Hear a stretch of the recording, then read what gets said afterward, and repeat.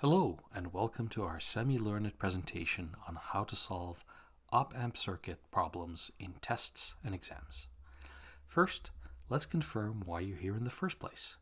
You may have recently been exposed to op-amp circuits in school and you found them somewhat puzzling. Do not be disheartened if you feel lost. You are not alone. Op-amp circuits involve one of the most complex concepts in electronics, which is negative feedback. Most engineers and educators do not really understand how op-amp circuits work, even though they use them regularly. But you still have to get good marks in the upcoming exams and quizzes, and that's why you're here, to learn how to solve op-amp circuit problems even if you do not fully understand the underlying concepts. To solve any op-amp problem, we will rely on three magical properties of op-amps. These properties are very different than the concepts that we learned in traditional electrical circuits that are made up of resistors, capacitors, inductors, and voltage sources. If we use these three magical properties in an almost robotic manner, then we will have a good chance of getting good marks on exams.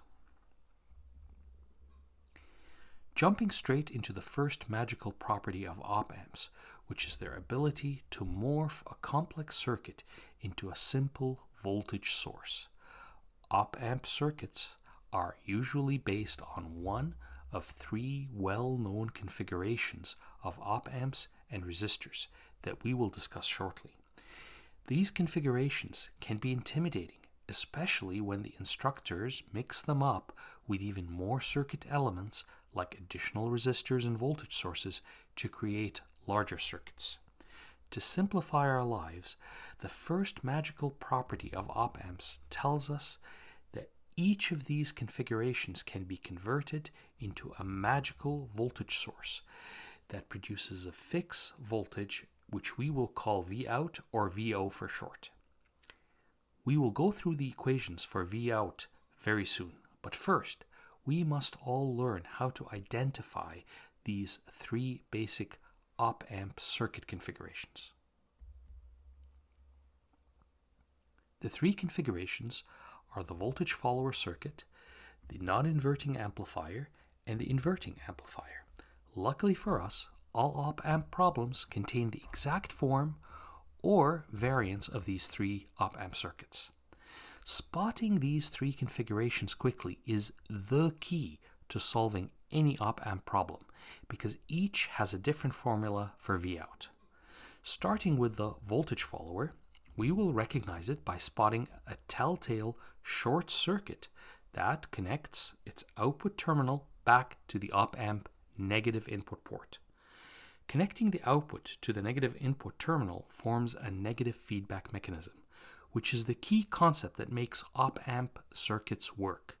In fact, all three op-amp configurations have negative feedback connecting the output back to the negative input. Otherwise, they lose their magical powers and fail to work as amplifiers. Understanding how negative feedback works is a key to understanding how op-amp circuits behave, and is the primary reason why op-amp circuits continue to be taught at college. However, we do not need to understand how negative feedback works to solve op-amp problems, and so, as much as we would love to dive in and explain negative feedback to you, we will skip the explanation now and we'll cover it later in a future presentation for the benefit of folks who are interested in learning and understanding as well as getting good marks on exams. We note that for the voltage follower, the input voltage V sub I, or VI sometimes, as we will call it, is connected directly to the positive input terminal of the op-amp. This way of connecting the input voltage also shows up in the second op-amp configuration, which is the non-inverting amplifier, and which looks like this. You can see that the input is connected directly to the positive input terminal of the op-amp, just like the voltage follower configuration. To recognize the non-inverting amplifier, we look for and spot the negative feedback path going through a resistor like R1, rather than the short circuit that was used in the voltage follower. For this non-inverting amplifier to work as an amplifier, it also needs the second resistor, R2, that connects the negative input terminal of the op-amp to ground. To solve op-amp problems, we do not need to know why R2 must exist, and so again, we will defer discussing this essential role to a future presentation on how op-amp circuits work. Which gets us to the last and the trickiest of the three configurations, the inverting amplifier, which looks like this. Like the non-inverting amplifier, its negative feedback path goes through a resistor like R1. But we can spot the inverting amplifier when we see that the input is connected to the negative input terminal of the op-amp through a resistor like R2, instead of having that input voltage be connected directly to the positive terminal of the op-amp as was done in the other two configurations. For this amplifier, the positive input terminal must be tied to ground, instead of being used as an input voltage like the other two previous configurations. So, whenever we see any of these three configurations in a problem, we can just name the configuration and use one of three simple equations that will give us the value of the output voltage Vout of the magical voltage source that will replace each of these configurations. So, let's look at these equations right now. Starting with the voltage follower, it always produces an output voltage that is exactly the same as the voltage that we placed on its positive input terminal. Therefore, the equation for Vout is, as you can see, very simple. Now, many wonder, what use is this configuration when it does not seem to amplify the input voltage?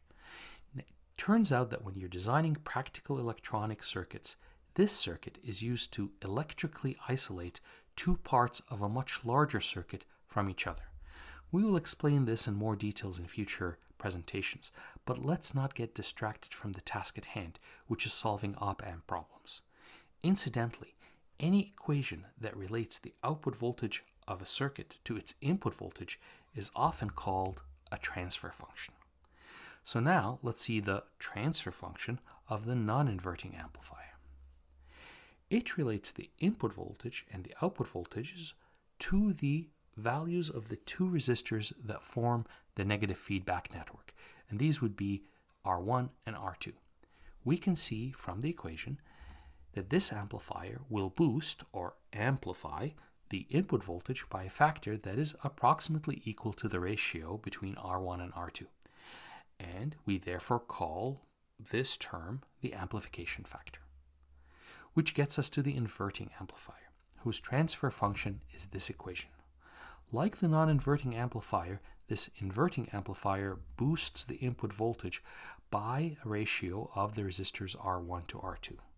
Note that these two resistors connected to the negative input of the op-amp and are creating the negative feedback path. But what is this negative sign? It is what gives the configuration its name, inverting. The output voltage of this configuration will have the opposite polarity of the input voltage. If the input voltage was a positive voltage, then the output voltage will be an amplified but negative voltage, and vice versa.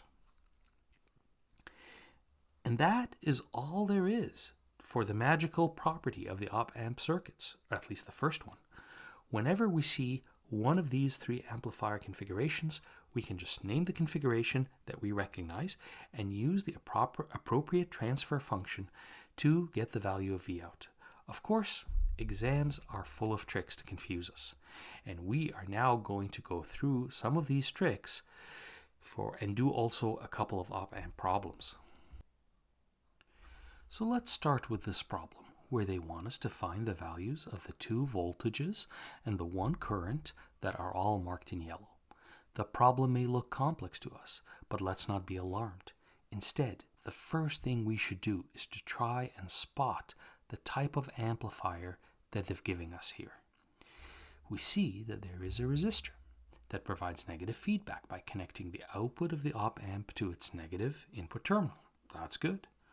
We also see a second resistor that connects the negative input terminal to the ground. And finally, we see that there's an input voltage, which is 5 millivolts in this problem, that connects directly to the positive input terminal of the op-amp. These are the three telltale signs of a non-inverting op-amp amplifier. Now that we have identified our op-amp configuration, we can ignore whatever else may be connected to the output of the op-amp, while we use the transfer function of the non-inverting amplifier to obtain the output voltage of the op-amp. Here, our input voltage is that 5 millivolts from the voltage source, and the output voltage that we want to calculate is Vout.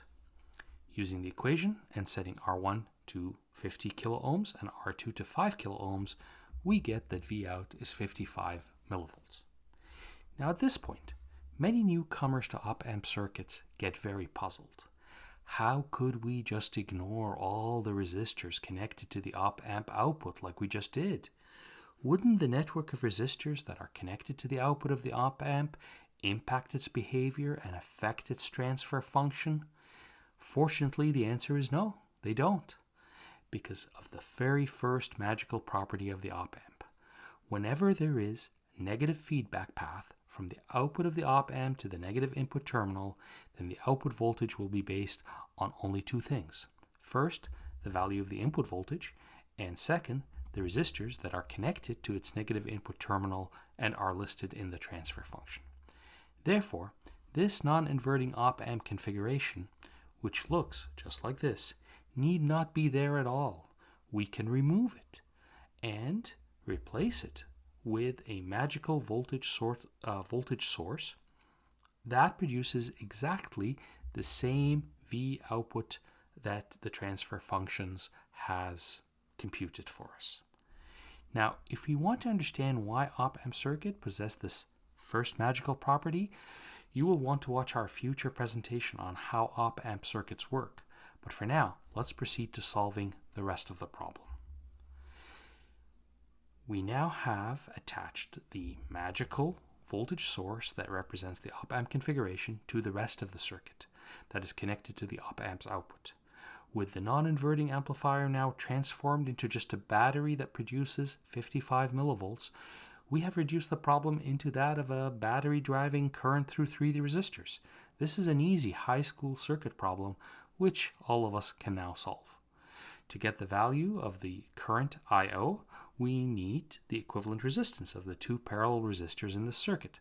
So we take the 80 kilo ohms and the 40 kilo ohms and we plug them into the very well-known parallel resistor equation, which gives us the value for their equivalent resistance.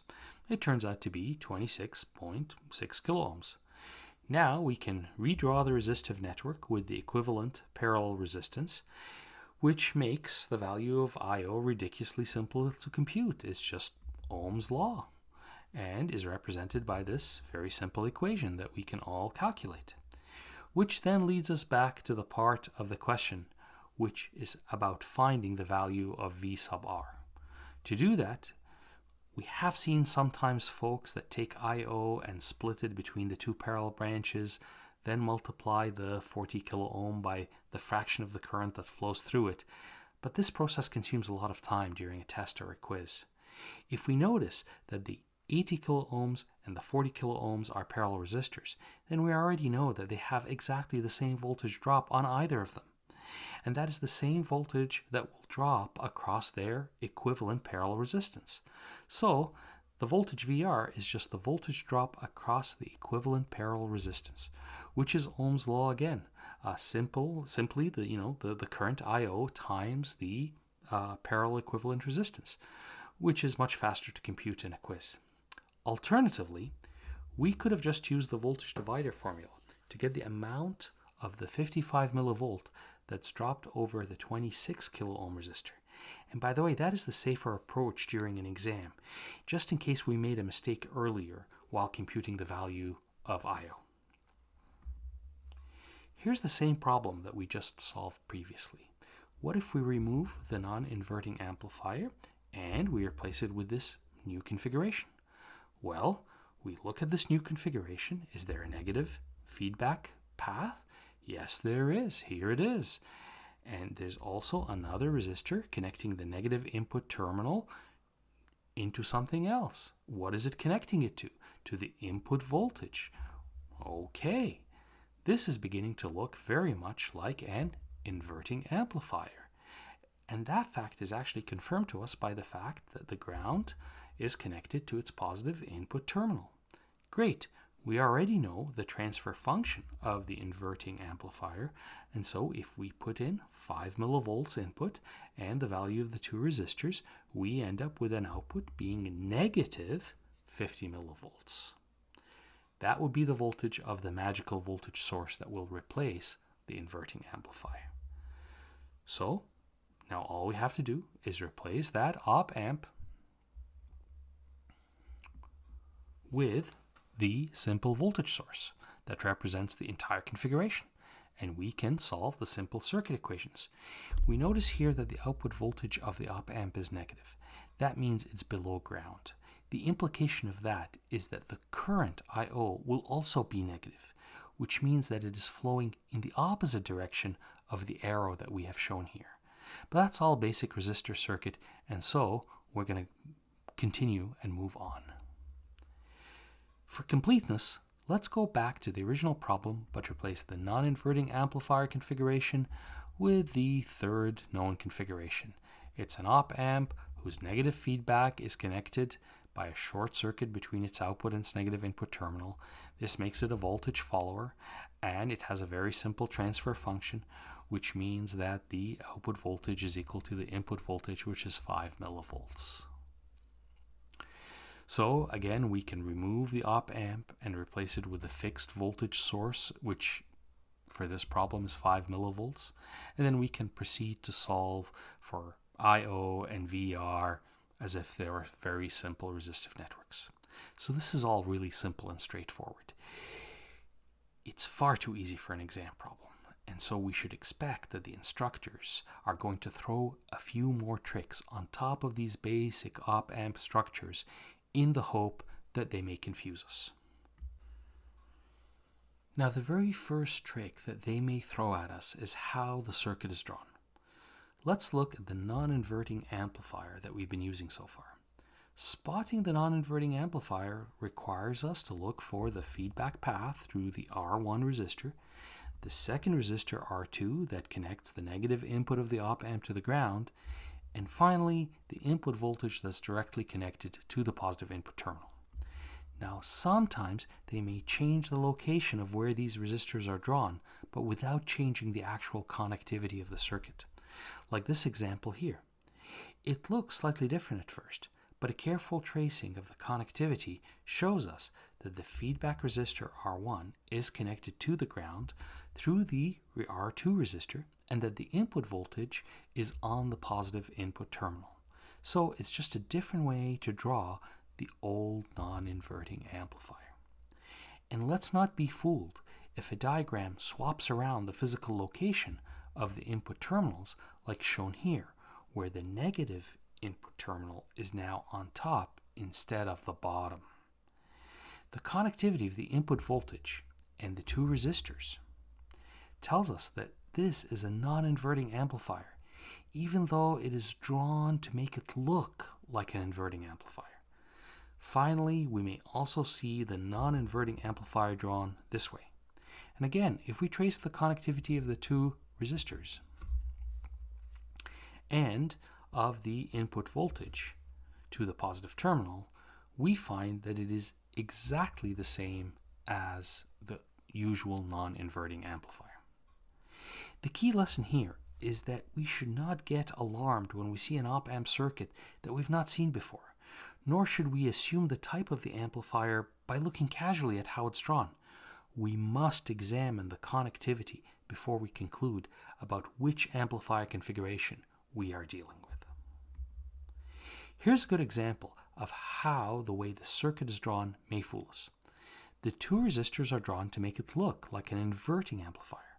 But then we note that the two feedback resistors lead to the ground connection and that the input voltage ends up entering the op amp through the positive input terminal. So it's not an inverting amplifier, but rather a non-inverting amplifier that amplifies the voltage on its positive input terminal according to the transfer function that we saw before. So what is the voltage on the positive input terminal? That is where a second trick comes in. The fact that we have two resistors in series between the 5 millivolts and the op amp tells us that the voltage seen on the positive input terminal must be less than 5 millivolts due to the voltage divider effect across these two resistors. But the question now becomes whether the op amp input terminal influences this behavior. How does the input terminal of the op amp influence the behavior of the electric circuit that's connected to it? These questions lead us to the second magical property of op amps and their circuits. Now, recalling the first magical property of op amps, which transforms the output into a simple battery, we will now reveal the second magical property of op amps relating to its inputs.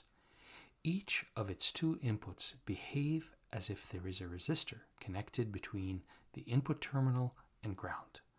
These are very magical resistors that are specifically designed to have a very high resistance, so high that we will always assume that they are infinite in value, and therefore will label them as R sub infinity. This representation of the op amp in terms of two infinite input resistors and an output voltage source is called the electrical representation of the op amp. Now let's see how this representation will help us solve future problems. If we take our previous problem, but now replace the op amp symbol with the electrical representation of the op amp, then we can draw the input part of the circuit and include the resistance of the op amp's input terminal that shows up as the infinite resistor in parallel with the 75 kilo ohm resistor. A basic application of Ohm's law tells us that no current will ever flow into the infinite resistance, which gives us a huge insight into op amps. No current will ever flow into any of their inputs, and we are going to use this insight extensively to solve all kinds of future op amp problems. And knowing that no current flows into the infinite resistors reduces the combination of the 75 kilo ohm resistor in parallel with the infinite resistor to the value of the 75 kilo ohm resistor. So we can totally ignore the presence of the infinite input resistor of the op amp. This makes the task of obtaining the voltage at the positive input terminal super easy. It is just a voltage divider between the 75 and the 15 kilo ohm resistors. And now all we have to do is substitute the value of the VI plus in the non-inverting amplifier transfer function, and the problem is solved. Very easy. So now we know two of the three magical properties of op-amp circuits. First, we know how to identify the three op-amp configurations and use the appropriate transfer function to replace the op-amp circuit with a corresponding voltage source. And second, we know that op-amps have infinite input resistance and that no current flows into their inputs.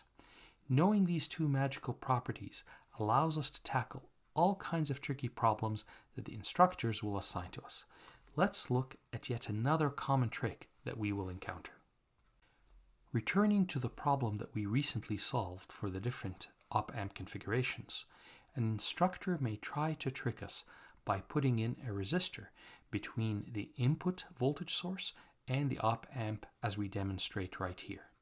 Let's call this new resistor R sub T, where T stands for trick. How does this new trick resistor change the way that we solve the problem?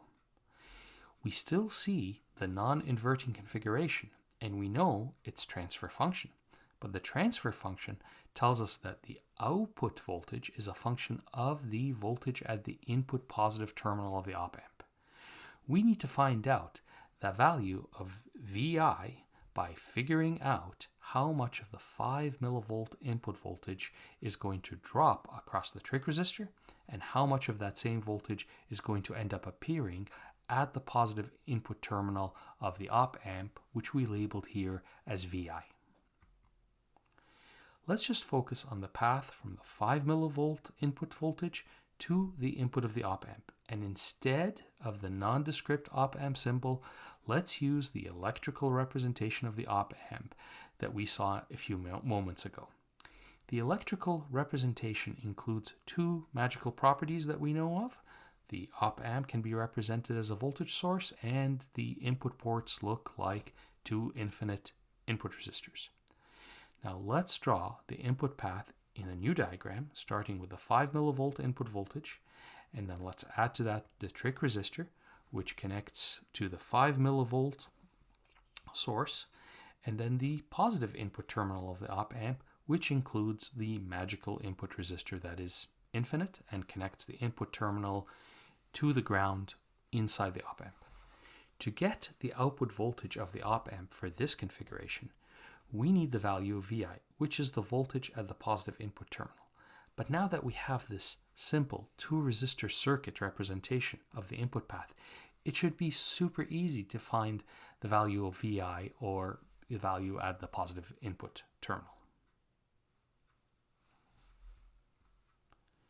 For the simple circuit that we just drew, what would be the voltage at that input positive terminal? This is a simple voltage divider between the two resistors, and so we can proceed by writing the very well-known voltage divider equation. Our trick, or R sub t, will always be very small compared to the magical infinite input resistance of the op-amp.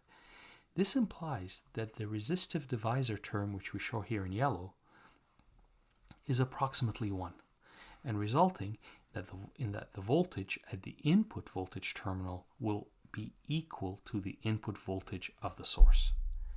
And that is the trick here. The value of RT does not really matter, and almost all of the voltage from the input voltage source is going to show up on the input terminal of the op-amp because of the infinite input resistance that is always going to be much higher than RT.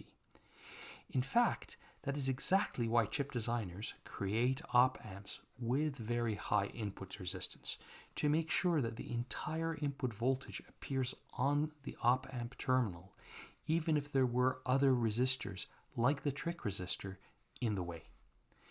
Now let's take this chance to reiterate the impact of the infinite input resistor on op-amps, and especially on the current going into the op-amp terminal. Using Ohm's law, and with the input resistance being infinite, the resulting input current to the op-amp will always be 0. That 0 number will not change if we alter the value of the input voltage source or the trick resistance. The infinite input resistance ensures that no current will ever enter the op-amp input terminal. This is really worth remembering because we're going to continue to use this in all problems going forward. So now let's put all this together and see how the trick resistor impacts our very original problem. Here's the original problem, but now we know that the input voltage shows up fully across the infinite input resistance of the op-amp. Therefore, the 5 millivolts of the voltage source will appear almost exactly unchanged at the input terminal. Therefore, for the non-inverting op-amp, the existence of the trick resistor does not change the problem at all. It's like it does not exist, and that's why we called it the trick resistor in the first place. So we can use the well-known formula of the non-inverting configuration using 5 millivolt as the input voltage, which gives us an output voltage of 55 millivolts. That is exactly the same number that we calculated when there was no trick resistance in the way. So our conclusion here is that, at least for the non-inverting amplifier, adding the trick resistor does not change how we solve the problem. Now, what would happen if the trick resistor was put ahead of the voltage follower op-amp configuration? Let's replace the op-amp with its electrical representation and see what the input path to the op-amp looks like. Well, it looks exactly like the input path we had in the non-inverting op-amp, and to jog our memory, let's draw it here again. We see that the input voltage will be dropped fully across the much higher infinite resistor, and so the 5 millivolts will show up as our input voltage on the positive input terminal of the op-amp. And given that the output voltage of the voltage follower is equal exactly to the input voltage, then the output voltage VO will be the same as the input voltage source, which is 5 millivolts. This again is the same results that we got without the trick resistor. And so we conclude that the trick resistor also does not impact the voltage follower. We're not surprised by this, because in the case of the voltage follower and in the non-inverting amplifier, the input voltage source is connected directly to the positive input terminal of the op-amp, and there is no other resistors connected to the terminals, and so the infinite input resistance dominates the input path irrespective of the value of the trick resistor. Now, all of this makes us wonder if the trick resistor is also ineffective in the third configuration, the inverting op-amp. Here is the basic diagram of the inverting amplifier. And the trick of the trick resistor does not work on it because of its unique feedback network and the way that the input voltage is attached to the op-amp. These two distinctive characteristics can be demonstrated in comparison with the other two op-amp configurations that were unaffected by the presence of the trick resistor, the voltage follower and the non-inverting amplifiers. First, we note that the input voltage to the inverting amplifier is connected to the negative input terminal of the op-amp, even if it first must go through the resistor R2. In contrast, the input voltage for the other two configurations is connected to the positive input terminal of the op-amp. This is an important distinction because the first magical characteristic of op-amps, that is the fixed output voltage, is a result of the negative feedback network. And for the negative feedback to work, the output voltage must be connected to the negative input terminal.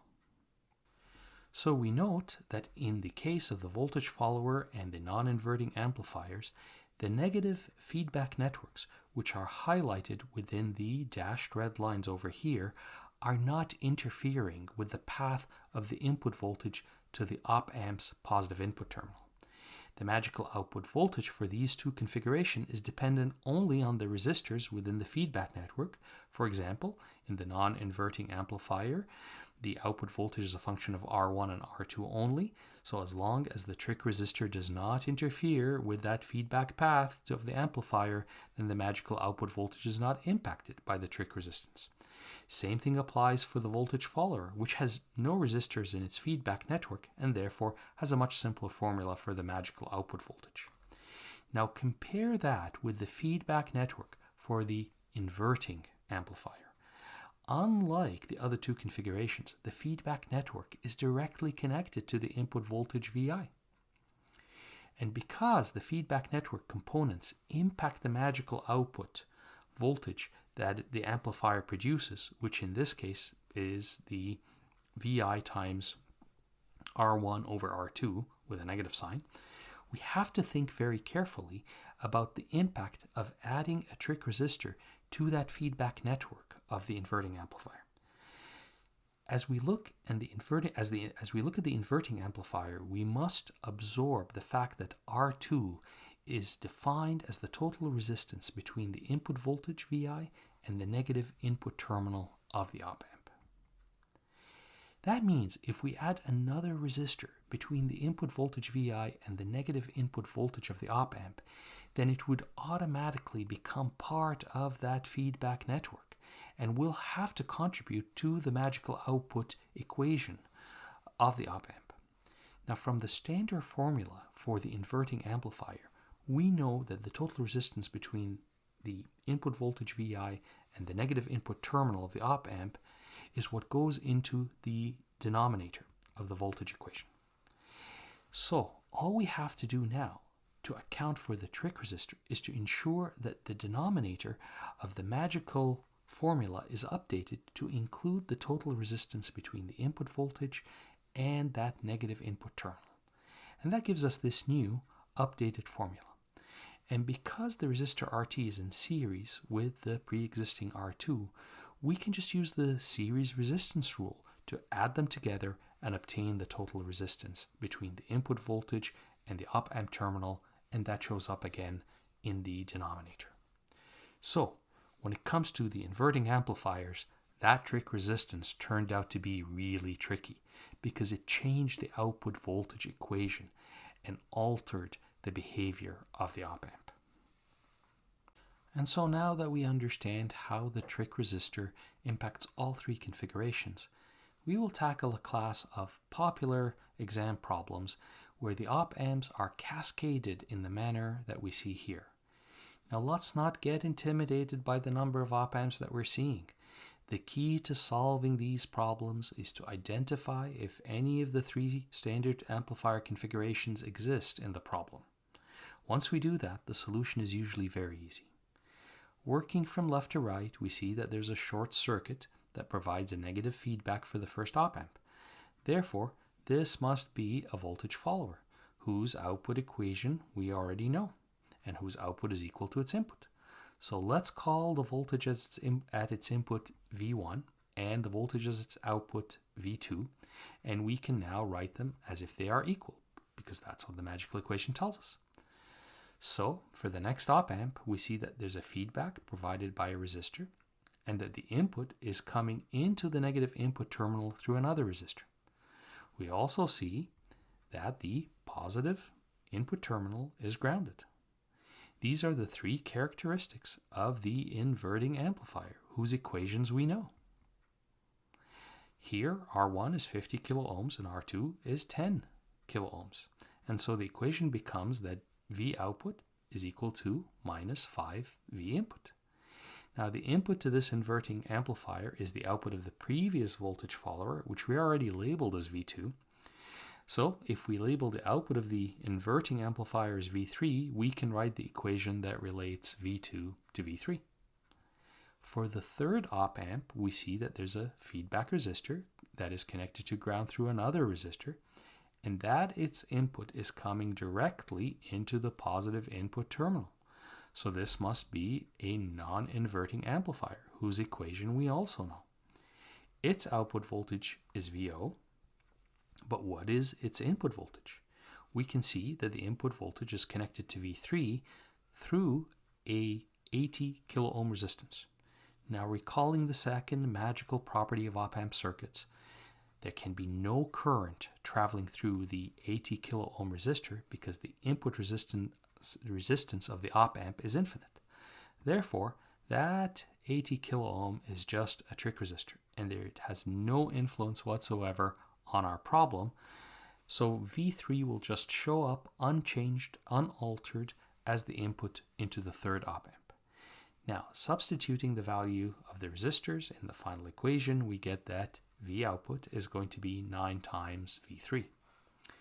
Okay, so now we have these three green equations that we could combine together to give us the relationship between the output voltage and V1 at the very beginning of the circuit. But we actually need a relationship to the input voltage Vi. Now Vi is connected to V1 through the 130 kilo ohm resistor. And on closer examination, it's just another trick resistor, which means that V1 is equal to the input voltage. All right, now we've got four equations that relate the input voltage all the way up to the output voltage.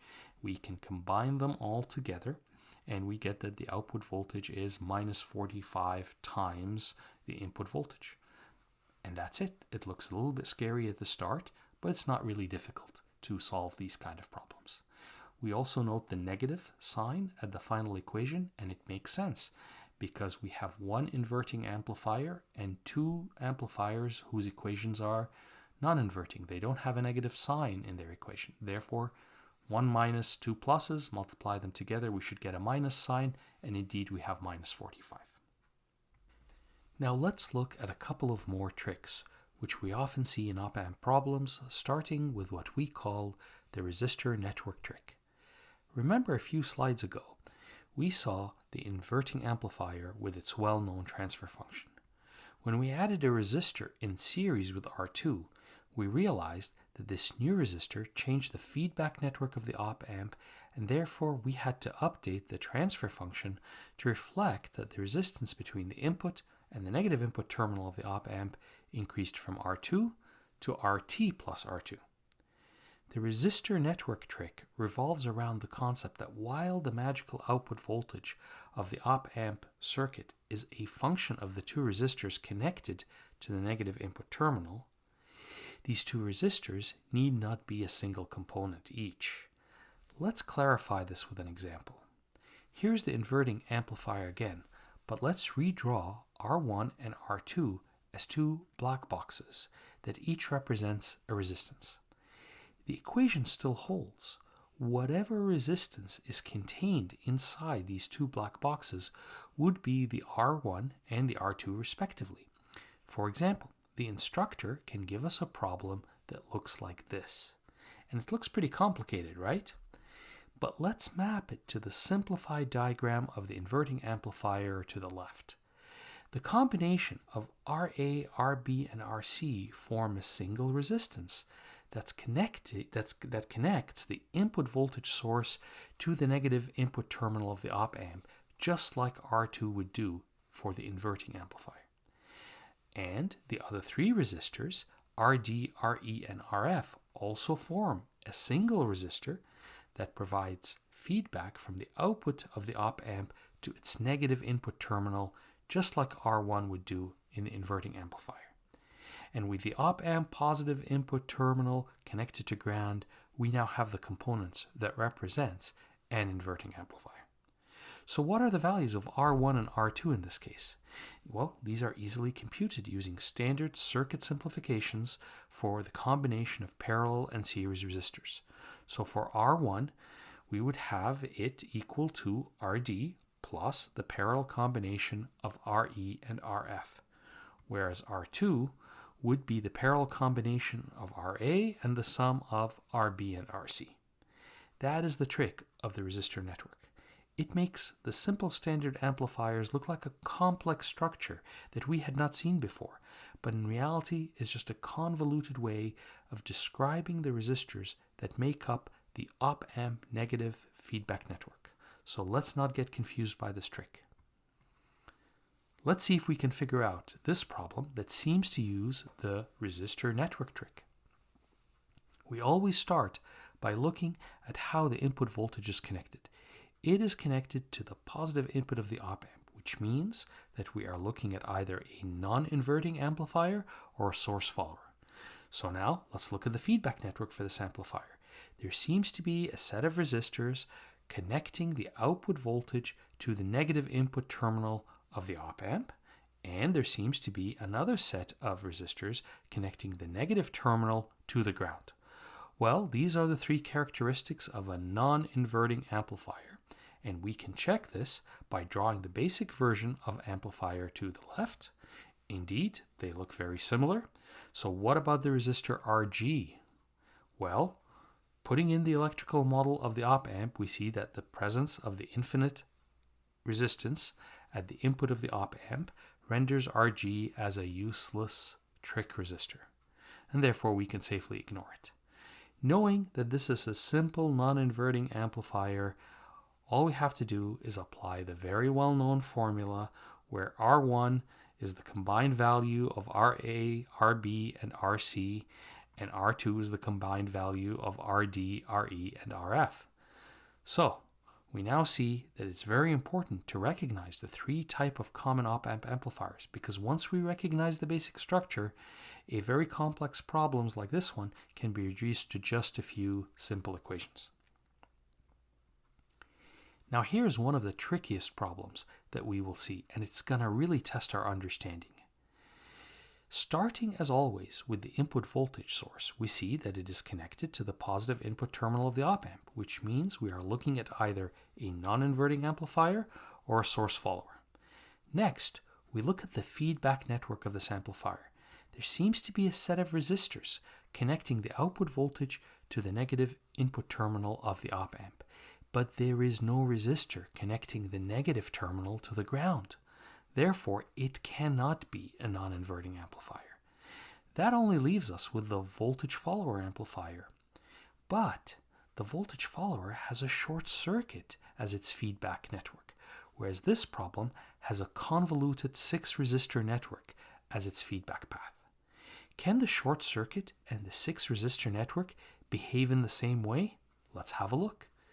The main goal of the short circuit feedback in the voltage follower is to convey the output voltage directly and without change to the negative input of the op-amp, which then results in the magical transfer function equation where the output voltage is equal to the input voltage. Now let's see what is the impact of the 6 resistor network on the value of the voltage at the negative input terminal. To do that, let's put in the electrical model, or what we call the electrical representation of the op-amp, and that shows us that the 6 resistor network is connected to the ground through the infinite input resistance.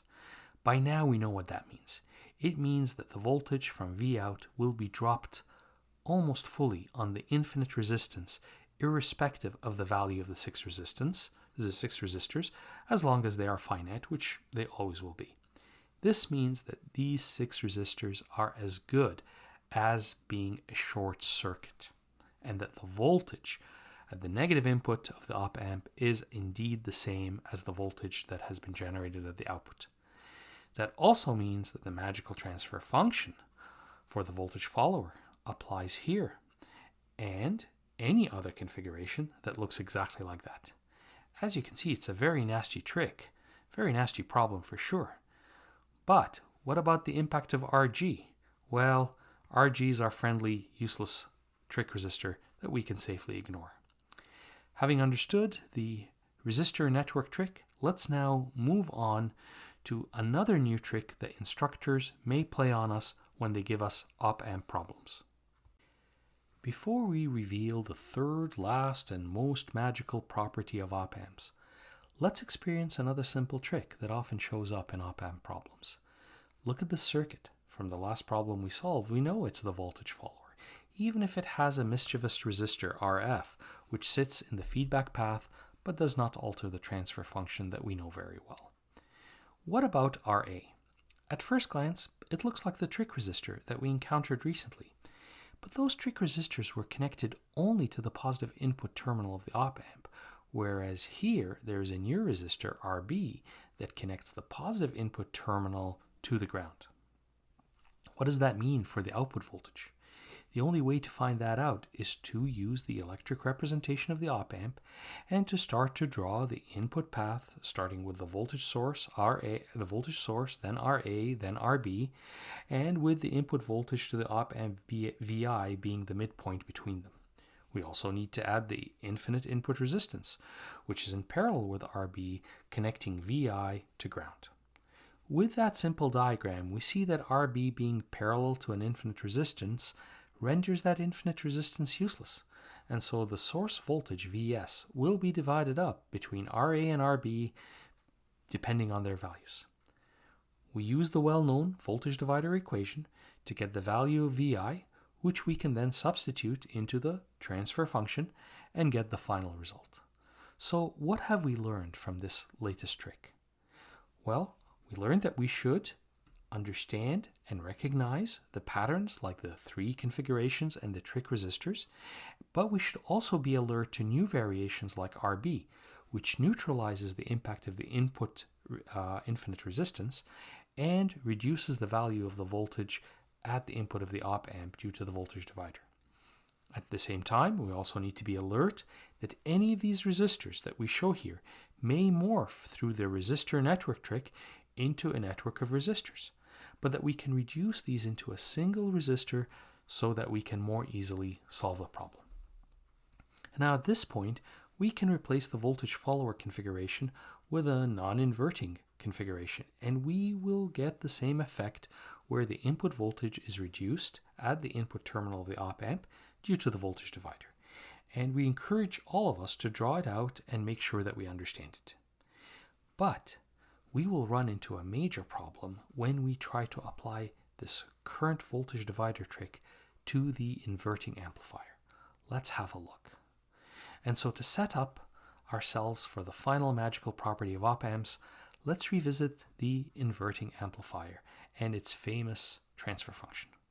When a few minutes ago we attached to it a voltage source through a resistor RA, we realized that RA plus R2 forms a resistive network that can be reduced into a single resistance equal to the sum, and therefore the transfer function can evolve into this simple formula that we show here.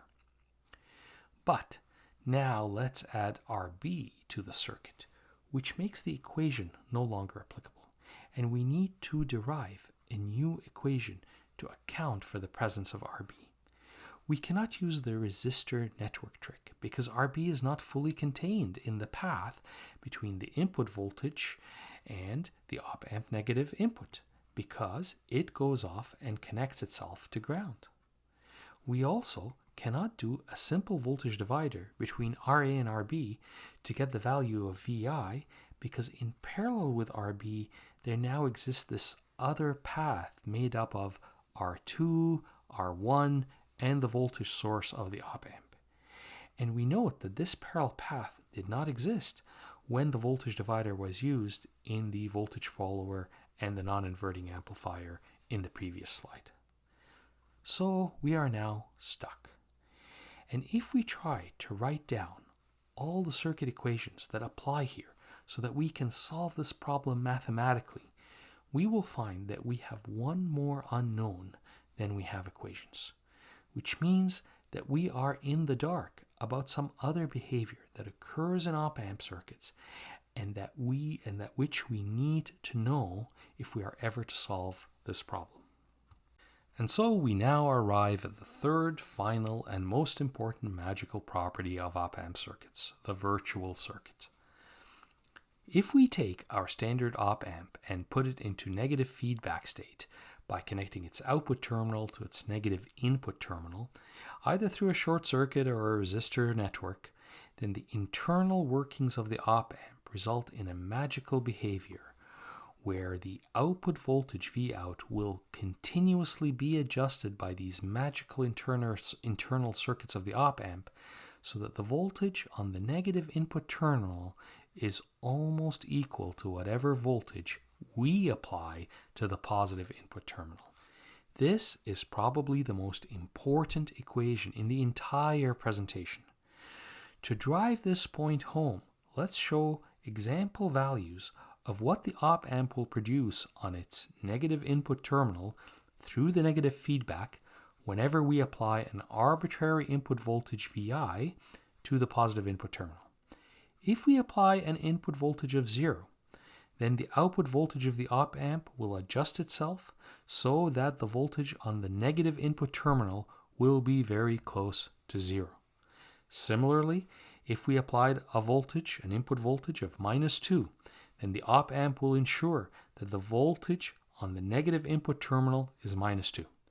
And if we apply an input voltage of 7.364 volts, then the same voltage will magically appear on the output voltage and hence on the negative input terminal, thanks to the magic of negative feedback.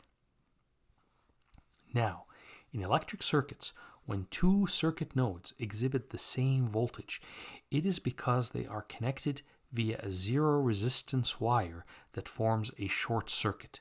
But we assure you that there is no such wire connecting the two input terminals of the op-amp.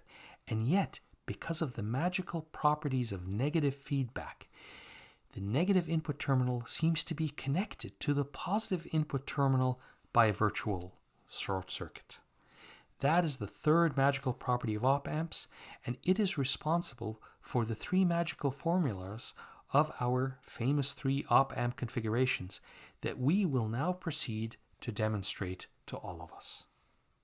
We will start the demonstration using the non-inverting amplifier, but these steps are going to be used for almost any other op-amp problem, and so let's all pay very close attention. Observing that there's a negative feedback path, we can first assert the magical virtual circuit equation. The second step is to relate the op-amp's output voltage to the value of the negative input node, after which the magical short circuit equation will tell us that that is exactly the same relationship between the output voltage and the voltage that we applied to the positive input node. Luckily for us, the output voltage and the voltage on the negative input terminal are easily described by the resistive voltage divider formed by the two resistors R1 and R2. Here is the simple voltage divider equation. And because of the magical virtual short circuit equation, the voltage on the positive input terminal is equal to the voltage on the negative input terminal. If we just keep the input and output voltages and we rearrange the equations, we get the following formula. This is exactly the same formula that we've been using throughout the presentation. Wonderful. Next, let's derive the transfer function of the inverting amplifier. Again, we start by asserting the virtual short circuit equation because negative feedback exists. For the second step, we need a relationship between the output voltage and the input voltage. We do not have a voltage divider as we did in the non-inverting amplifier. So instead, we will always use Kirchhoff's current law in problems that look like the inverting amplifier. To do that, we first note that the positive input terminal is tied to the ground, which means that the voltage at the negative input terminal is also zero.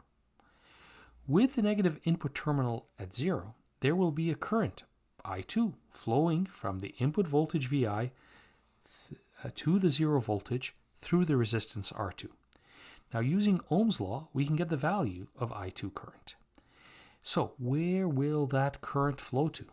Well, it cannot flow into the op-amp because the op-amp has an infinite input resistance.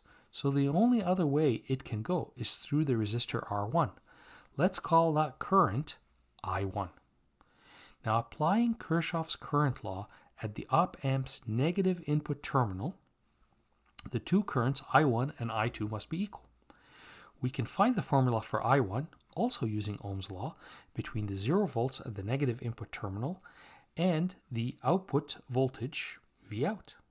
Now, if we take Kirchhoff's current law and we substitute the equation for I1 and I2 into it, we get a relationship between the input and the output voltages. Rearranging a little bit, we get this relationship between the input and output voltages. And again, we see that this is exactly the same equation that we have been using throughout the presentation for the inverting amplifier. Now, please note that we use Kirchhoff's current law to get the relationship between the input and output voltage, and it's a very useful approach to solve problems that look like the inverting amplifier, where the input voltage is connected to the negative input feedback network. Finally, we're going to leave the derivation of the voltage follower as an exercise, but it's going to be very trivial for you. We can now apply the magical virtual short circuit equation whenever we see a new type of circuit that we had not seen before. For example, this circuit, which looks like an inverting amplifier because of the way that the input voltage is connected to the negative input terminal. However, the positive input terminal is connected to a fixed bias voltage source and not to the ground, as is usually the case for an inverting amplifier. This is clearly a new amplifier configuration, and so we start off by asserting the magical short circuit equation, noting that the positive input voltage is tied to the voltage source V bias. Then the negative input voltage terminal must also be equal to V bias. Next step is to apply Kirchhoff's current law to the negative input terminal, and we get an equation of I1 and I2 that will be equal. So let's express I1 and I2 in terms of the input, output, and fixed bias voltages. We can do some algebra on this equation and get this new relationship between the three voltages. We note that the first term is the traditional equation for the non-inverting amplifier, and that the second term is a fixed voltage term that is due to this new bias voltage source. We can actually check our work here, because if we set the bias voltage to 0, which eliminates the second term, and we end up with the traditional equation for the non-inverting amplifier, as if the positive input terminal was grounded. So clearly, we must have done a good job here in solving the problem. What if we remove the bias voltage from this circuit and instead add this resistive configuration? there is still a constant voltage at the positive input terminal of the op-amp, which is equivalent to the original V-bias. And that V-bias is easy to obtain because it's due to a simple voltage divider. Once we have that voltage, we just assert the magical virtual short circuit equation, and we proceed with the same steps that we just followed recently to get the same equation that we obtained before. Now we need to watch out for little tricks like this voltage divider that may make the problem slightly more difficult than it really is. Okay, returning now to the problem that we could not solve by simply using the well-known formula for the inverting amplifier because RB interfered with the standard formula.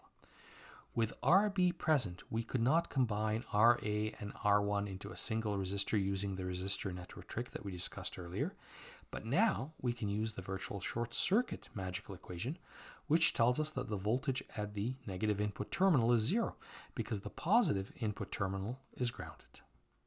So now it is time for Kirchhoff's current law at the negative input terminal of the op-amp, knowing that no current enters the op-amp due to the infinite input resistance.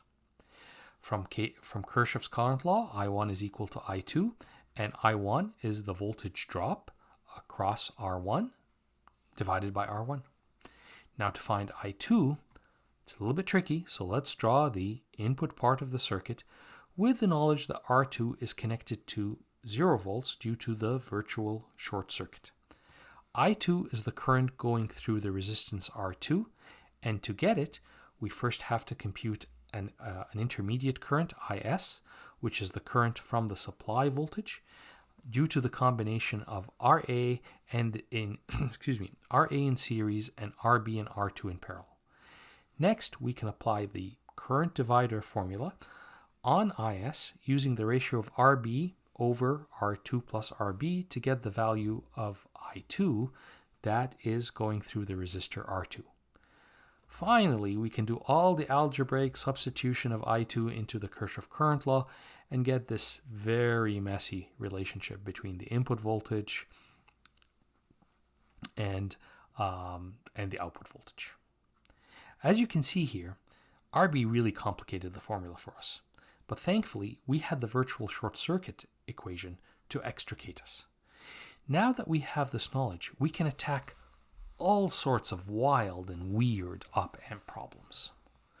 For example, here's a problem that is known as the summing amplifier.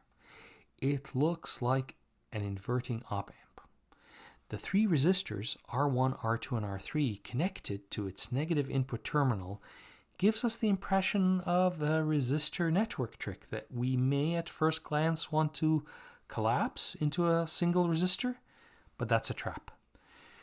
We could have collapsed the three resistors into one if they were all connected in parallel to one input supply voltage. But here they are each connected to a totally different input voltage, VI1, VI2, and VI3. So whenever we run into a situation where we are not able to recognize one of the three standard configurations, we immediately go to the virtual short circuit equation. As long, of course, as there is a negative feedback, which of course it exists here due to RFB. Okay, thanks to RFB that provides the negative feedback, we also know that the two input terminals have the same voltage, which in this case is equal to 0 because the input positive terminal of the op-amp is grounded. Next, we need a relationship between the output and input voltages. To do that, we are going to turn to Kirchhoff current law at the negative input terminal of the op-amp while remembering that no current enters the op-amp input terminal due to the infinite resistors.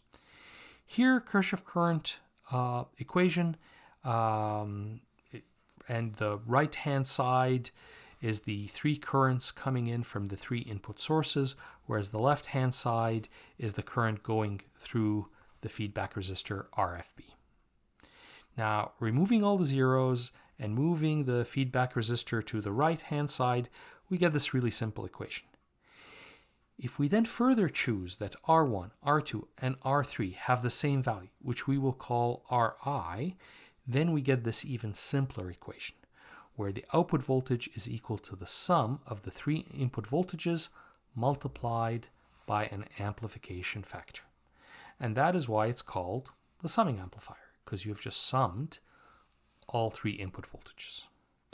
Now, if there is a summing amplifier, then there's got to also be a difference amplifier. And this is what it looks like.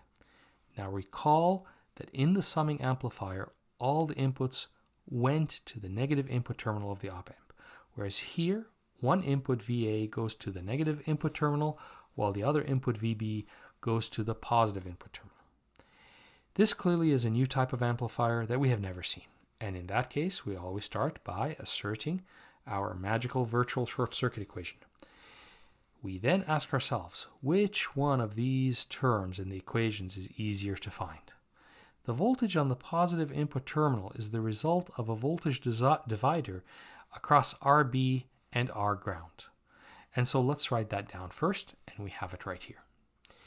Next, we have to turn our attention to the top branch of the op-amp input, which looks like the feedback network of an inverting amplifier. And for all inverting amplifier structures, we apply Kirchhoff current law at the negative input terminal of the op-amps. We can do that because the virtual short circuit equation tells us that the voltage on the two input terminals is the same, and we already know the voltage on the positive terminal from the voltage divider equation. Now, applying Kirchhoff current law gives us this lovely, lovely looking equation. And we now have to rearrange the equation so that VA and VB are on one side and the output voltage is on the other side. And it gives us this even less insightful equation. But now, if we choose the value of RA to be equal to the value of RB, and the value of the feedback resistance RFB to be equal to the value of the other resistant R sub GND or R ground, then these two terms will cancel out, and the equation can be reduced to this very simple formula, which tells us that the output is the subtraction of VA from VB, multiplied by an amplification factor. And that is why it is called the difference amplifier. We're getting really close now to the end of the presentation, but before we conclude, we need to touch on one more group of questions that occasionally shows up in exams. They relate to the input range of an amplifier, like this non-inverting amplifier. For, notwithstanding the magic of op-amps, there is still a maximum allowed value for the input voltage that, when applied to the transfer function, will cause the op-amp to produce an output voltage that is equal to its positive supply voltage. That's the voltage that runs the internal circuitry of the op-amp. Now, applying an input voltage that is higher than that maximum would not result in a proportionally larger output voltage, because it would require the op-amp to produce a voltage on its output that is larger than its supply voltage. The maximum allowed input voltage is therefore the one that would push the output voltage up all the way to the supply voltage, but not beyond it. And so if we assume that the supply voltage is the resulting output voltage in the transfer function, then the input voltage would be the maximum allowed input. Similarly, we can find the minimum allowed input voltage by applying the negative supply voltage as the output voltage in the transfer function and solve for the minimum allowed input voltage. The range for the input voltage would be the difference between the maximum and the minimum values of the input voltages. And we should watch out if the instructor asks us to do this problem for the inverting amplifier. In that case, the minimum input voltage will be the one that produces the maximum positive output voltage, and vice versa. An interesting trick can be played on us when they give us a normal looking problem like this one, but then casually mention something about the supply rail value while asking us to find the various voltages and currents, like the ones marked in yellow here. Now we all quickly realize that this is a non-inverting amplifier and we know the transfer function. We also see the trick resistor and we can safely ignore it, knowing that that 2 volt input will show up unaltered at the positive input terminal. So we can plug all these numbers in and we get an output voltage that is 22 volts. Here is where some of us are going to make a mistake. That 22 volts output is higher than the 12 volts that is supplied to the op amp to operate its internal circuits. Therefore, Vout will be clipped at 12 volts, even though the transfer function would have us all believe that the op amp can produce a voltage that is higher than what was supplied to it, which cannot be. So we just assert that Vout is equal to 12 volts due to the supply voltage limitation, and we proceed onwards with the problem. Now that we have experienced so many methods to solve op-amp circuits, it's time to conclude by summarizing them into a flowchart that will guide us as we tackle future op-amp problems. First, we have to memorize and identify the 3 basic configurations that have well-known Vout formulas. To confuse us, instructors may draw them different ways. So we need to know the connectivity rules for the 3 configurations, not just how they usually look like. Next, the instructors will try to make these 3 simple configurations look different by adding trick resistors, voltage dividers, and replacing the simple feedback networks with complex resistor networks. But we have already seen how to cut through these complexities using the electrical representation of the op amp with their magical infinite resistors.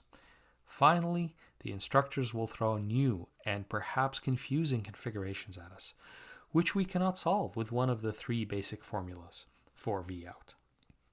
And in that case, we're going to assert the magical virtual short circuit equation and derive a new transfer function for that new configuration. In practice, the magical virtual short circuit equation is our big hammer. If we get confused about a problem structure and all our attempts to map it to one of the 3 known structures fail, then the best way to proceed is to assert the virtual short circuit equation and proceed with a solution path like we saw in the past few slides. And that is really all there is to solving op-amp problems. We hope that all these techniques will help everyone secure good marks on op-amp problems. But the sad reality is that most folks are going to forget these techniques once they are not needed for tests and exams. And we don't blame them, for very few folks actually work on op-amps on a daily basis. So then why do they force us to learn about op-amps? It is because op-amps are the easiest way to learn about the magic of negative feedback. Negative feedback is a critical concept, which is used, for example, to make sure that the internet traffic flows uninterrupted, that the electric power is generated safely, that motors do not go crazy, spinning out of control, and even to ensure that large language models and other artificial intelligence constructs are trained in a reasonable amount of time. And not only is it used in science and engineering, it is even used by central bankers to try and stabilize the economy, though they often fail.